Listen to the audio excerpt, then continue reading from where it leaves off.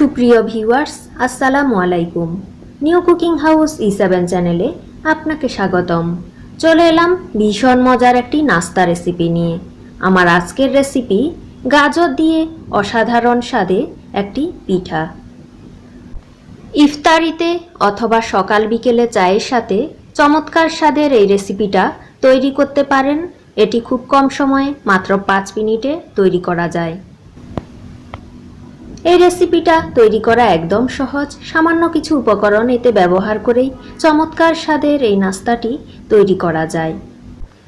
চলুন তাহলে রেসিপিটা শুরু করি। রেসিপিটা তৈরির জন্য আমি এখানে গাজর নিলাম দুটো। গাজরগুলোকে এ পর্যায়ে ভালোভাবে ক্লিন করে নিয়েছি, তারপর গ্রেট করে নিলাম। খুব মিহি করে গাজরগুলোকে গ্রেট করে নিতে হবে এই রেসিপিটা তৈরির জন্য। তারপর নিয়েছি আটা 1 কাপ। আপনারা কেউ চাইলে এতে শুকনো চালের গুঁড়ো ব্যবহার করতে পারেন। তারপর নিয়েছি কুড়োনো নারকেল 2 টেবিল চামচ। এই নারকেলটা অপশনাল, কেউ চাইলে স্কিপ করতে পারেন, তবে এর স্বাদ অনেক বেড়ে যায় নারকেলে। তারপর নিয়েছি 2 টেবিল চামচ চিনি। যেহেতু গাজরে প্রচুর মিষ্টি থাকে তাই চিনিটা একটু কমিয়ে নিলাম। এখন রেসিপিটি তৈরির পালা। একটি মিক্সিং বোলে প্রথমে আটাটা অ্যাড করে নিয়েছি। তারপর এতে দিয়ে দিচ্ছি 1 চিমটি বেকিং সোডা। এটি পিঠেগুলোকে মুচমুচে এবং ফুলকো করবে। তারপর দিলাম স্বাদমতো লবণ। এখন আটার সঙ্গে বেকিং সোডা এবং লবণ ভালোভাবে চামচের সাহায্যে মিক্সড করে নিচ্ছি। খুব সহজেই রেসিপিটা মাত্র 5 মিনিটেই তৈরি করা যায়। রমজানের ইফতারিতে এই রেসিপিটি তৈরি করে পরিবারের সকলকে পরিবেশন করুন। এ পর্যায়ে দিয়ে দিলাম নারকেল এবং চিনি। তারপর আবার ভালোভাবে সবগুলো উপকরণ মিক্সড করে নিচ্ছি।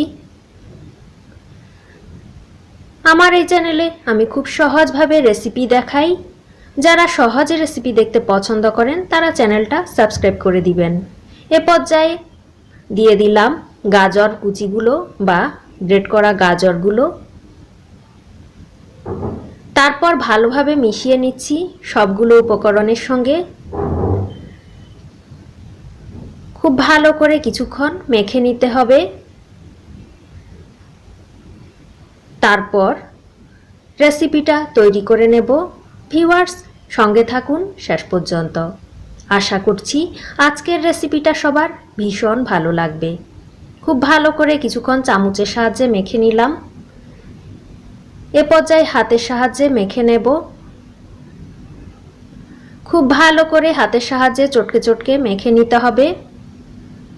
মিশ্রণের ঘনত্বটা কেমন রাখছি ভিউয়ার্স দেখতে থাকুন।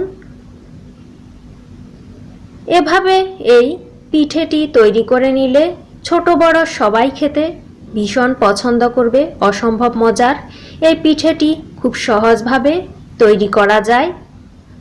হাতের সাহায্যে ভালো করে কিছুক্ষণ মেখে নিলাম। এতে কোনো পানি অ্যাড করি নাই, কেউ চাইলে পানি ব্যবহার করতে পারেন। আমি এরকম একটি আঠালো ডো তৈরি করে নিলাম।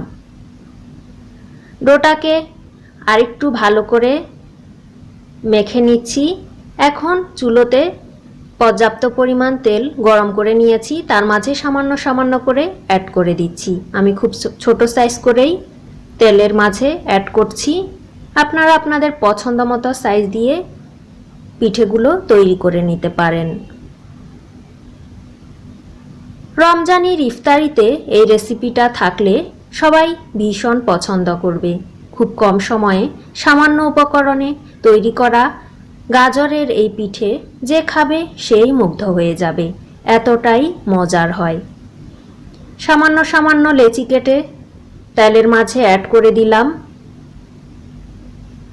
চুলোর তাপ মিডিয়াম রেখেই এগুলোকে ভেজে নিতে হবে।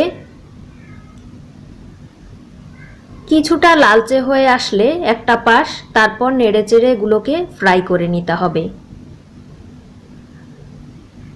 তেলের মাঝে দেওয়ার পর পিঠাটা কিছুটা ফুলে উঠেছে। ভিউয়ার্স দেখে নিশ্চয়ই বুঝতে পারছেন। উপরে মুচমুচে, ভিতরে ফুলকো এবং নরম এই পিঠে স্বাদ অসাধারণ হয় খেতে। যারা খেয়েছেন তারা তো জানেনই, যারা তৈরি করেননি তারা আজকের ভিডিও ফলো করে বাসায় অবশ্যই তৈরি করে নেবেন। আপনাদের অভিজ্ঞতা আমার কমেন্ট বক্সে অবশ্যই শেয়ার করে দিবেন। পিঠেগুলো লালচে কালার হয়ে এসেছে, তেল থেকে উঠিয়ে নিচ্ছি। খুব সহজ এবং ভীষণ মজার এই পিঠে ছোট বড় সবাই খেতে খুবই পছন্দ করবে বলে আমার বিশ্বাস। পিঠেগুলো তৈরি হয়ে গিয়েছে, একটি সার্ভিং ডিশে সাজিয়ে নিলাম। আশা করছি গাজর দিয়ে মাত্র 5 মিনিটে তৈরি এই পিঠে সবার ভালো লেগেছে। রেসিপিটা যদি ভালো লাগে তাহলে প্লিজ আমার এই চ্যানেলটা সাবস্ক্রাইব করে দিবেন, পাশে থাকা ছোট্ট বেলটি অল করে দিবেন। যারা এরই মাঝে সাবস্ক্রাইব করেছেন তাদেরকে অসংখ্য ধন্যবাদ। সবাই ভালো থাকবেন, সুস্থ থাকবেন। আজকের মতো বিদায় নিচ্ছি। আল্লাহ হাফেজ।